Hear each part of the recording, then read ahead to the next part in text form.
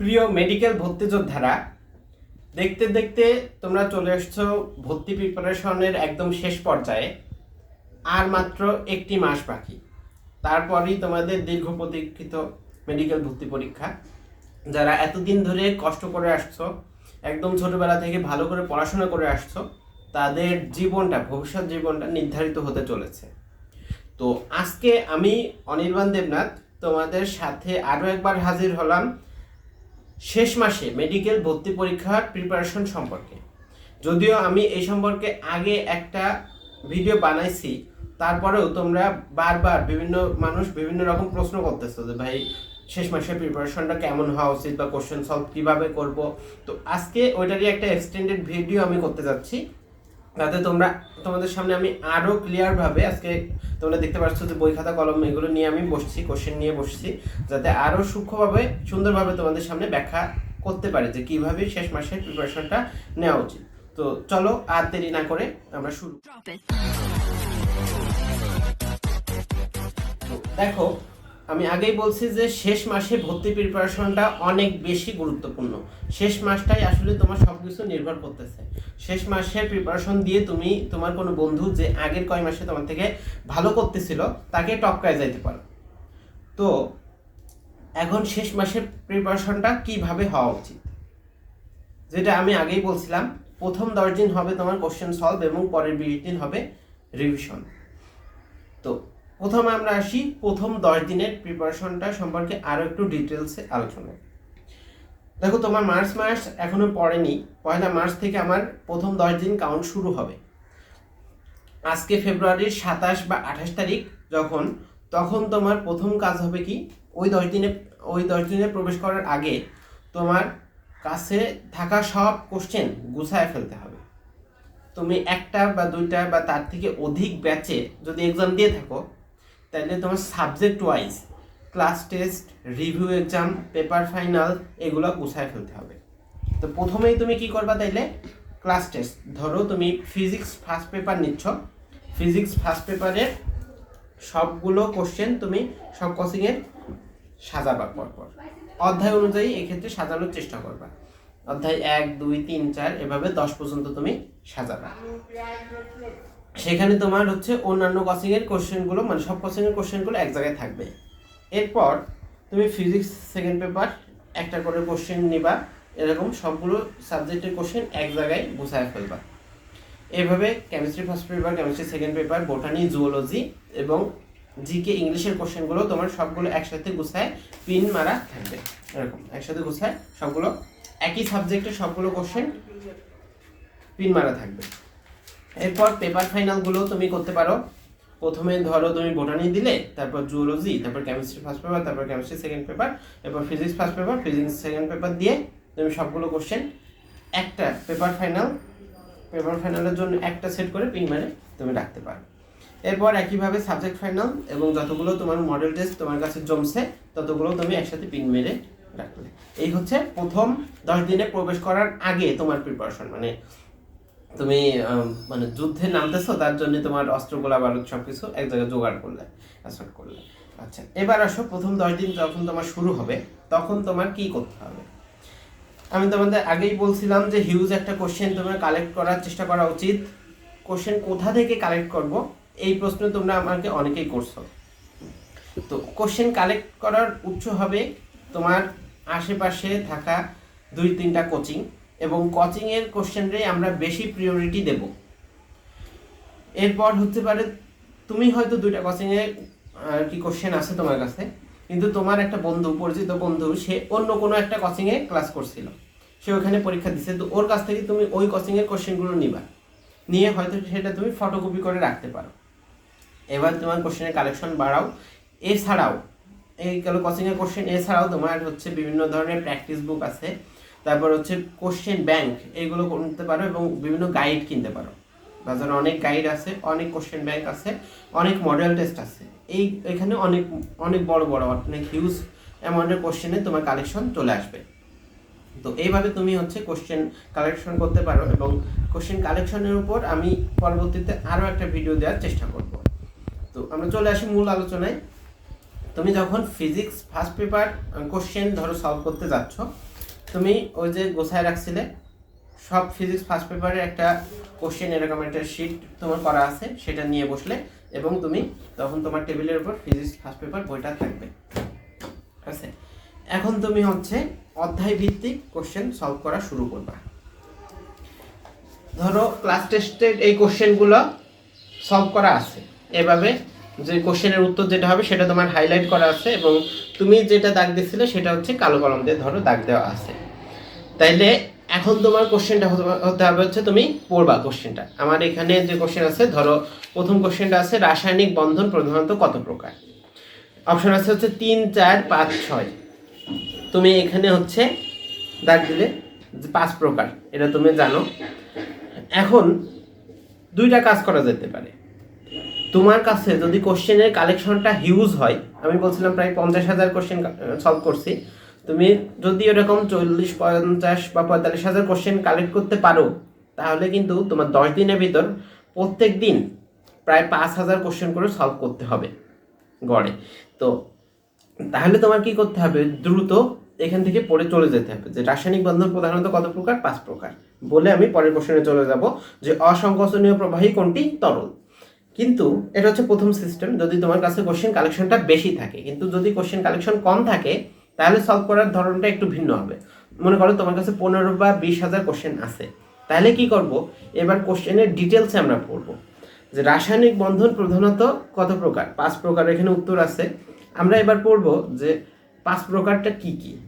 যদি তোমার তখন মনে না আসে, তুমি বইটা হাতে নিবা, নিয়ে চলে যাবা যে এটা কোন অধ্যায়ের কোশ্চেন। আমি চলে গেলাম তোমাদের বইতে 7ম অধ্যায়ে, এখানে আছে রাসায়নিক বন্ধন প্রধানত কত প্রকার।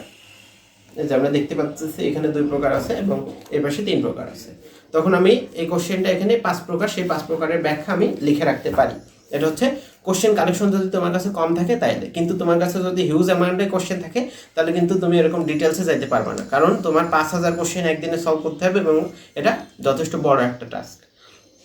এখন আসো, যদি তোমার কাছে কোনো কোশ্চেন মনে হয় যে এটা আমি কঠিন বা জানি না, এটা আমার আবার দেখা লাগবে বা এক্সট্রা ইনফরমেশন থেকে কোশ্চেনটা দেওয়া হয়েছে, তখন তোমার করণীয় কী হবে। তখন এখানে আমরা দেখতে পারতেছি যে সবুজ কালারে তোমার হাইলাইট করা আছে। তখন আমি অন্য যে কোনো কালারে একটা হাইলাইটার নিয়ে বসবো, হতে পারে সেটা গোলাপি, লাল বা হলুদ হতে পারে। আমি কি করব, এই কোশ্চেনটা আমি জানি না বা পারি না, এখন আমি এই কালার হলুদ কালার দিয়ে এটা হাইলাইট করব, যাতে এই কোশ্চেনটা এই পেজের অন্যান্য সব কোশ্চেন থেকে আলাদা থাকে। তো এইভাবে তুমি যদি 40,000 বা 50,000 কোশ্চেন সলভ করে বসতে পারো, দেখবা যে তোমার এরকম অন্য কালারে হাইলাইট করা কোশ্চেন আসবে বড় জোর 700 থেকে 1,000 হয়তো। এবং এই কোশ্চেনগুলো তুমি আরেকবার দেখার চেষ্টা করবা, ঠিক আছে, হতে পারে সেটা 10ম দিনে বা পরে অন্য কোনো এক সময়টা বের করে নিয়ে। এখন আসো, তোমার কাছে যদি মনে হয় যে এটা এক্সট্রা ইনফরমেশন থেকে কোশ্চেনটা আসছে, তাহলে আমি আবারও বইতে চলে যাব। বইতে ওই অধ্যায়ে ওই সম্পন্ন মানে ওই সংশ্লিষ্ট টপিকে যে আমি এখানে লিখে রাখবো যে কোশ্চেনটা এবং তার উত্তর। আশা করি আমি তোমাদের বোঝাতে পারছি। তো এইভাবে প্রত্যেক দিন 5,000 কোশ্চেন সলভ করার চেষ্টা করব এবং যখন ফিজিক্স ফার্স্ট পেপার নিয়ে বসবো তখন পুরো ফিজিক্স ফার্স্ট পেপার শেষ করব, এরপর ফিজিক্স সেকেন্ড পেপার ধরবো। আচ্ছা, এর ভিতর যখন আমি ফিজিক্স ফার্স্ট পেপার পড়বো তখন পুরো ফিজিক্স ফার্স্ট পেপার শেষ করব, এরপর চলে যাব আমি ফিজিক্স ফার্স্ট পেপারের পেপার ফাইনালগুলোতে। তোমার কাছে যতগুলো পেপার ফাইনাল কোশ্চেন আছে ফার্স্ট পেপারের, তারপর তুমি ফিজিক্স ফার্স্ট পেপারের সবগুলো পেপার ফাইনাল সলভ করে ফেললে। এরপর আমি যাব ফিজিক্স সেকেন্ড পেপারে। সেকেন্ড পেপারে সবগুলো ক্লাস টেস্টের কোশ্চেন আমি সলভ করব, তারপর পেপার ফাইনালের কোশ্চেনগুলো পড়বো। এবার যখন ফিজিক্স ফার্স্ট এবং সেকেন্ড দুইটা হয়ে গেল, এরপর আমি হচ্ছে ফিজিক্সের সাবজেক্ট ফাইনালের কোশ্চেনগুলো শেষ করব। এরপর চলে যাব আমি যথারীতি কেমিস্ট্রিতে, ক্লাস টেস্ট, তারপরে হচ্ছে পেপার ফাইনাল, তারপরে second paper, class test, paper final, এরপর সাবজেক্ট ফাইনাল। এভাবে বোটানি, জুওলজি এবং ইংলিশ আইসিটিও, ইংলিশ বাংলা, জিকে এবং ইংলিশও করতে হবে। এরপর আমার পেপার ফাইনাল এবং সাবজেক্ট ফাইনাল পর্যন্ত হয়ে গেল। বাকি আছে আমার রিভিউ বা টিউটোরিয়ালের এক্সামগুলো এবং মডেল টেস্টগুলো। এইগুলো আমি তোমাদেরকে সাজেস্ট করব একদম শেষে করার জন্য। সাবজেক্ট ফাইনাল হয়ে যাওয়ার পর, ক্লোজ করার পর এরপর আমরা হাত দেবো রিভিউয়ের এক্সামগুলোতে, মানে কোশ্চেন পেপারগুলোতে, এবং শেষে সর্বশেষ মডেল টেস্টের এক্সাম এর কোশ্চেনগুলোতে। এই হচ্ছে তোমার প্রথম 10 দিনের কোশ্চেন সলভ সম্পর্কিত ডিটেলস আমি তোমাদের সাথে আলোচনা করলাম। এরপর আমরা তাহলে চলে আসি, না এখানে আরও একটু কথা বলতে হবে। কিছু কোশ্চেন তোমার আছে যেগুলো হচ্ছে সলভ করা নেই। এই কোশ্চেনটা আমার আগে থেকে সলভ করা আছে, কিন্তু এই কোশ্চেনটা আমার আগে থেকে সলভ করা নেই। এখন কি করতে হবে? অনেকে তোমরা আমার কাছে প্রশ্ন করতেছো যে ভাই কোশ্চেন কি দাগ দিয়ে পড়বো নাকি পরীক্ষা দেওয়ার মতন করে পড়বো? আমার সাজেশন এখানে কি হবে, যদি তোমার কাছে কোশ্চেন এরকম পরীক্ষা না দেওয়া কোশ্চেনের সংখ্যা তোমার কাছে 30 সেটের বেশি হয়, মানে হচ্ছে তোমার 3000-এর কোশ্চেনের যদি বেশি হয়, তাইলে তোমার বাকিগুলো মানে 30টা কোশ্চেন তুমি রাখবা, যেটা হচ্ছে সর্বোচ্চ 30টা রাখবা এবং সর্বনিম্ন 20টা, যেটা হচ্ছে তুমি এই যে কোশ্চেন সলভ করার পর পরের 20 দিনে তুমি একটা একটা করে মডেল টেস্ট দেবা, এবং এই কোশ্চেন সলভ করা কোশ্চেনগুলো হবে মডেল টেস্ট হলে সবচেয়ে ভালো হয়। তুমি পরের 20 দিনে প্রত্যেকদিন একটা একটা করে মডেল টেস্ট দিয়ে নিজের ব্রেনটাকে মানে ওই ক্ষেত্রে ইউজ টু করে রাখবা।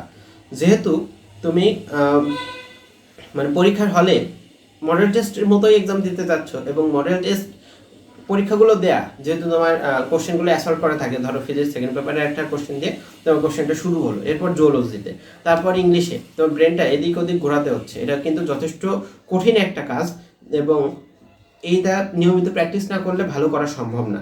তার কারণে তুমি করবা কি, কিছু সংখ্যক কোশ্চেন তোমার কাছে এভাবে রাখবা, যাতে প্রত্যেকদিন একটা করে অন্তত মডেল টেস্ট দিতে পারো। তবে 30টার বেশি যদি হয়ে যায় এই ধরনের আনসলভড কোশ্চেন তোমার কাছে, তাইলে তুমি ওইগুলো দ্রুত উত্তর দেখে দাগ দিয়ে ফেলবা এবং পড়বা।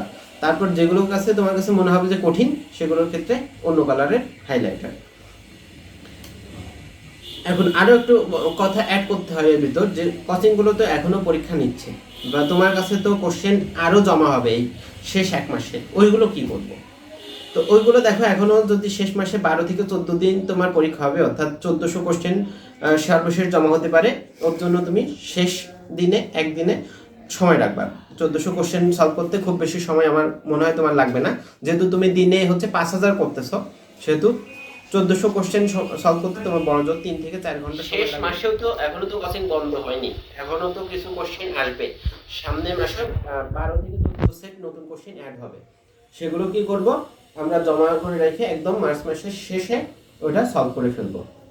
হয়তো ওইটা 30-31 তারিখের দিকে যখন কোশ্চেন একদম সম্পূর্ণ ক্লোজ হয়ে যাবে, তখন হচ্ছে এগুলো আমি পরীক্ষা দেবো। এবং মডেল টেস্টগুলো আমি 20 থেকে 30টা মডেল টেস্ট রাখবো, যেগুলো হচ্ছে প্রত্যেকদিন একটা করে পরীক্ষা দেব। এবার চলে আসো হচ্ছে তোমার সর্বশেষ 20 দিনের প্রিপারেশন সম্পর্কে। তখন হচ্ছে আমার সব কোশ্চেন সলভ করা হয়ে যাবে। কোশ্চেনগুলো আমি উঠায় রাখবো, যেগুলো হচ্ছে আমার মনে হয়েছিল যে আমি পারি না, সেগুলো আমি হাইলাইট করে রাখছি। ওইগুলো দরকার হলে আমি শেষ দিনে আরেকবার দেখে নেব, কিন্তু ওর জন্য এর থেকে বেশি কিছু আর করবো না। যেগুলো হাইলাইট করা আছে তখন কিন্তু শুধুমাত্র সেইগুলোই আমি সলভ করব। এবার আসো শেষ 20 দিনে বইটা সলভ করা কি হবে। এর ভিতরে আরেকটা কথা বলতে হবে যে শেষ 20 দিনে আমি কিন্তু কোনো রকম গাইড বা এক্সট্রা ইনফরমেশন পড়বো না, শুধুমাত্র মূল বইটা পড়বো। আমার যদি গাইড বা এক্সট্রা ইনফরমেশন পড়তেই হয়, তাহলে সেটা এই কোশ্চেন সলভের সাথে চলে যাবে। কারণ কোশ্চেন সলভ করতে কোনো কিছু একটানা করতে মানুষের ভালো লাগে না। তুমি কিছুক্ষণ কোশ্চেন সলভ করার পর তোমার যদি বোর লাগে, তখন তুমি কিছু এক্সট্রা ইনফরমেশন পড়ো, এটা আমার সাজেশন। এরপর যখন তুমি শেষ 20 দিনে প্রবেশ করবা, তখন হচ্ছে তোমার শুধুমাত্র মূল বই পড়তে হবে, এখানে কোনো এক্সট্রা ইনফরমেশন পড়া হবে না। যদি তোমার বইয়ের পাশে এখানে কোনো কিছু এক্সট্রা ইনফরমেশন থাকে, তাহলে তুমি একটু চোখ বোলায় দেখতে পারো, কিন্তু অন্য কোনো বই খোলা যাবে না। এক্সট্রা একটা রাইটারের বই বা আমি অন্য কোনো ধরনের বই পাশে রেখে পড়বো, সেটা করা যাবে না। শুধু বইতে যদি লেখা থাকে বা লাগানো থাকে আঠা দিয়ে, তাহলে সেগুলো আমি দেখতে পারি।